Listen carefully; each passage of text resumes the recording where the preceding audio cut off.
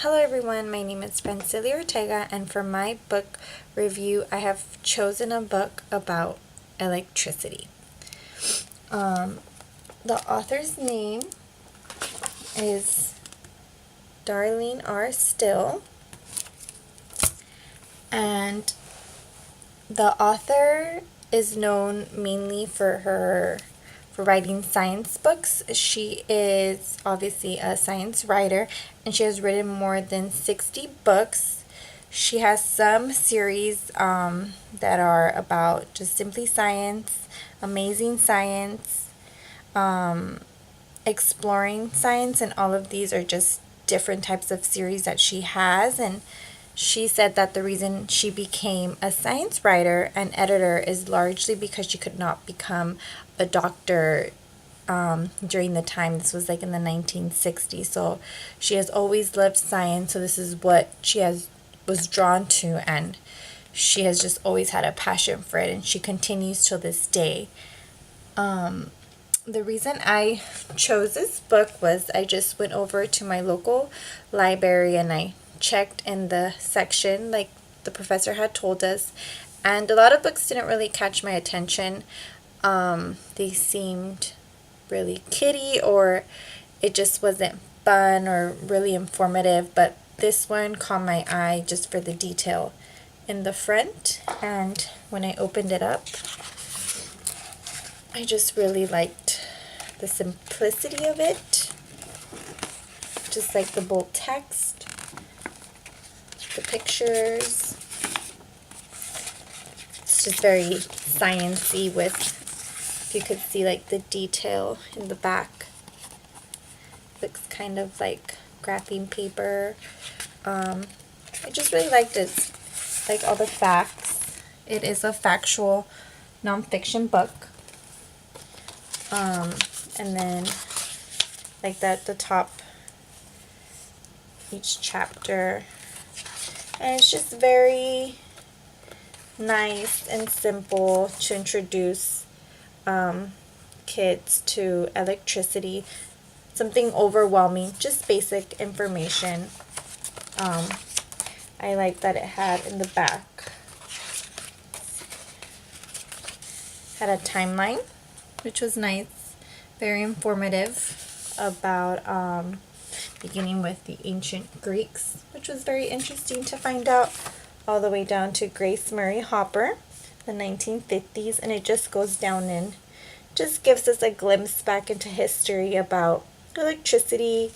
Alessandro Volta demonstrates the first electric battery, to Thomas Edison builds a direct current, and then Albert Einstein demonstrates that light energy can be used, bottom left.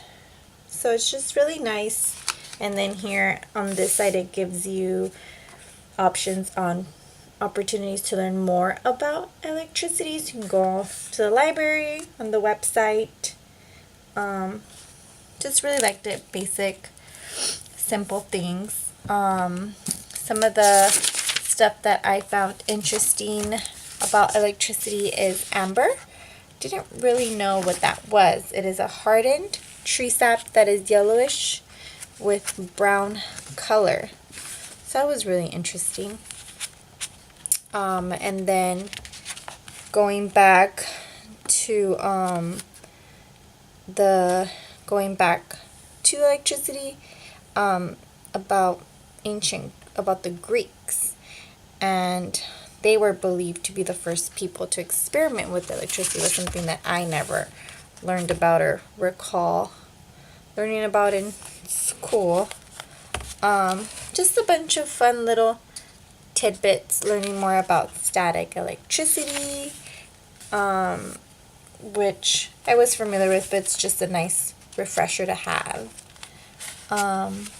Like I mentioned before, Darlene R. Still just is a fan of science, and she just really dives in and gives you that information. Like I said, very factual. It is a factual nonfiction. It is more of a combination of narrative and expository.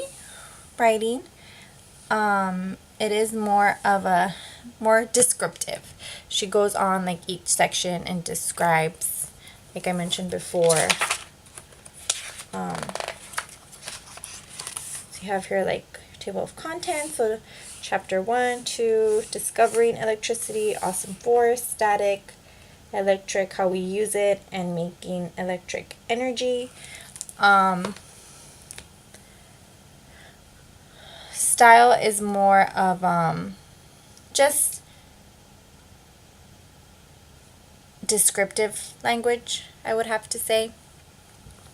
But this book is mainly more for grade levels. It was a 5.2 AR reading level, so I would recommend this for 10 to 11-year-olds. I would say I would go down to even 4th grade, but I think I wouldn't go 6th to junior high. I think it's a little too easy. I think sticking with 4th and 5th grade is a good place to start because they are starting to learn more about like the science and all that stuff. And I would definitely recommend her as an author to look up more of like science genres and all that good stuff to teach kids in the classroom or even outside the classroom, just to get the juices flowing about electricity or about any science related topic.